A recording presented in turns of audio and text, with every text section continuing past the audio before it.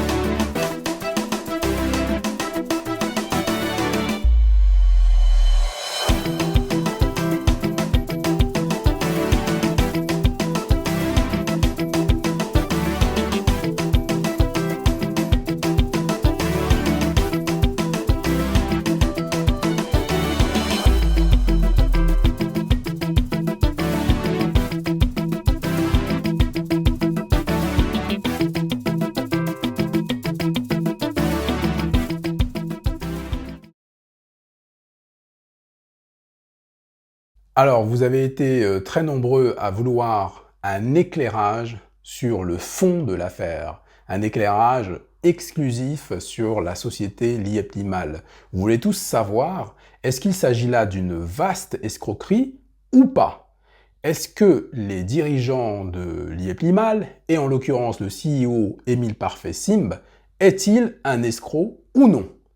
Donc, alors évidemment, dans le cadre de cette vidéo, qui est une vidéo teasing, qui annonce, si vous voulez, le live qui va être un live d'anthologie, eh bien, on va aborder quelques thèmes, mais évidemment, je ne pourrai pas rentrer en profondeur entièrement dans le cadre de cette vidéo. Mais je vais vous donner quelques pistes de réflexion et quelques réponses déjà.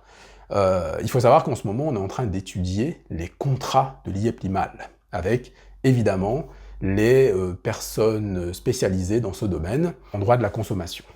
Il s'agit donc dans le cadre de cette vidéo d'être particulièrement objectif, de ne parler que des faits et de ne pas s'éloigner dans des supputations, des choses comme ça. Donc c'est la raison pour laquelle je tiens déjà à clarifier les choses. Ici, on ne prend pas parti pour l'un ou pour l'autre. On dit les choses telles qu'elles sont, on analyse les documents en notre possession, et puis on en tire des conclusions techniques, des conclusions juridiques notamment, et puis bon, il y a aussi des questions d'éthique, de morale, etc.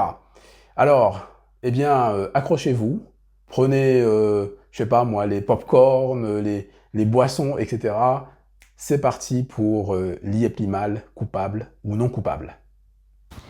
Et bien sûr, n'oubliez pas de liker, de partager, de vous abonner si ce n'est pas encore fait.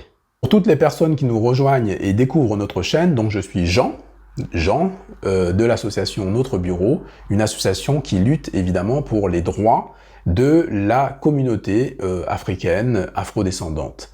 Alors, Liepli-Mal, il faut commencer par le début.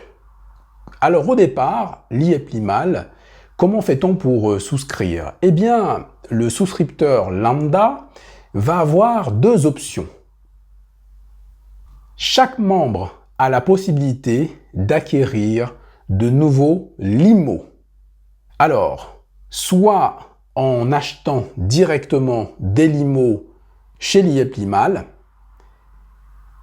des limos d'une valeur d'à peu près 1000 francs CFA, environ 1,50 €. Ou alors, il y a la possibilité d'acheter ce qu'ils appellent des packs. Deuxième possibilité, en achetant directement chez des membres qui possèdent déjà des limos. C'est une sorte de marché parallèle et c'est peut-être ça d'où proviennent les problèmes. Et c'est peut-être de là d'où proviennent les problèmes. Alors, comment ça se passe quand on rejoint Liepli-Mal? On a le choix. Il y a d'abord la période qu'on va nommer la période 1, l'IEP-Limal 1.0. En effet, chaque membre a deux possibilités, soit d'acheter directement des limos chez l'IEP-Limal, prendre des packs, ou alors l'option B, acheter auprès des membres qui ont déjà des limos, et dans ce cas de figure, le prix va se négocier entre les membres et va tourner autour de 1 euro voire 1,20 €. Sachant que quand on achète directement chez l'IEP-Limal, on les achète à environ 1000 francs CFA, c'est-à-dire 1,50 €. Alors dans le cas B, il faut bien comprendre que pour chaque limo acheté, l'IEP-Limal va perdre environ 400 francs CFA. Et l'argent que va récupérer le membre, qui a vendu ses limos sur ce marché parallèle, ne va pas aller chez l'IEP-Limal. Et donc ça va créer de manière mécanique un marché parallèle et en dehors évidemment de tout contrôle de la société l'IEP-Limal. Vous voyez donc déjà, ça commence mal. C'est pas un jeu de mots. L'IEP-Limal, ça commence mal. Alors du coup, les amis, vous avez bien compris le mécanisme. Lorsqu'on multiplie les 400 francs CFA par le volume colossal d'échanges, sachant que 400 francs CFA, c'est pour un limo. Donc, si vous en achetez 1000, c'est 400 000 francs CFA. Et donc, vous voyez, il y a des tonnes d'échanges, donc c'est colossal. Et donc, on peut imaginer que la perte engendrée par ce phénomène, au niveau de l'IEP-Limal, est une perte qui est totalement colossale, énormissime. Ça, c'est le premier point. Le système 1.0 ne marchait pas, ne fonctionnait pas. Alors du coup, qu'est-ce que le groupe GIT a décidé de faire?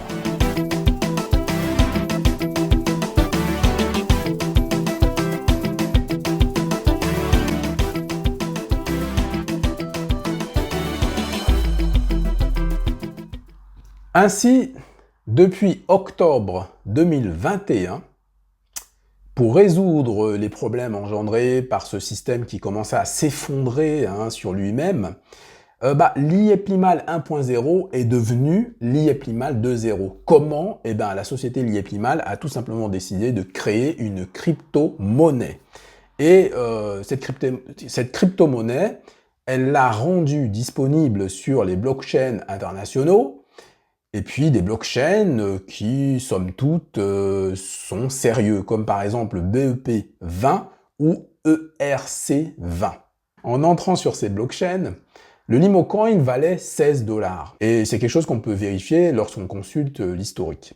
Ça veut dire que quelqu'un qui a investi 1 $, à ce moment-là, le fait que ça passe à 16 $, c'est une vraie opportunité. Du coup, qu'est-ce que les gens ont commencé à faire?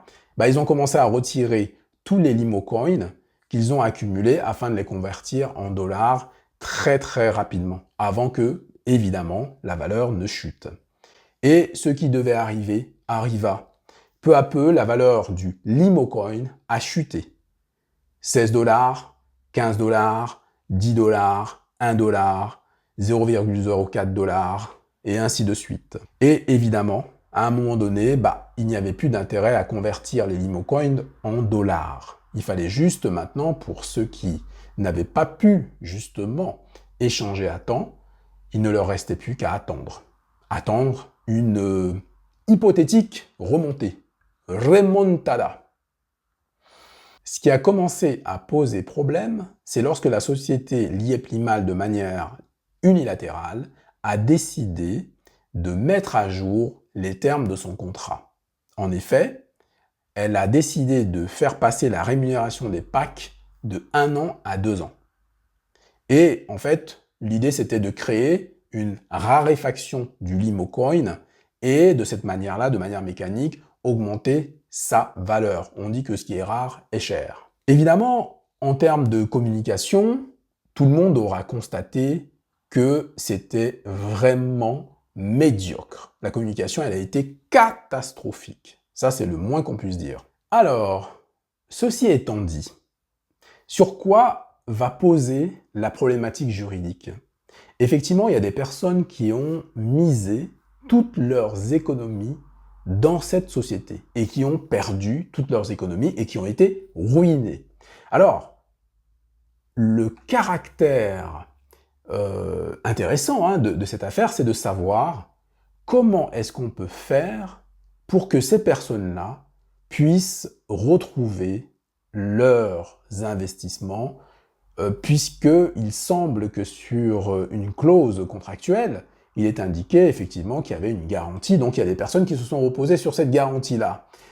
Les amis, samedi, ça va être la bataille juridique, parce que nous allons avoir des experts qui vont se pencher sur cette question fondamentale, décortiquer les contrats et regarder un petit peu ce que ça veut dire. Et puis, effectivement, on va tous ensemble traduire les effets de ces contrats-là, parce que c'est pas simple.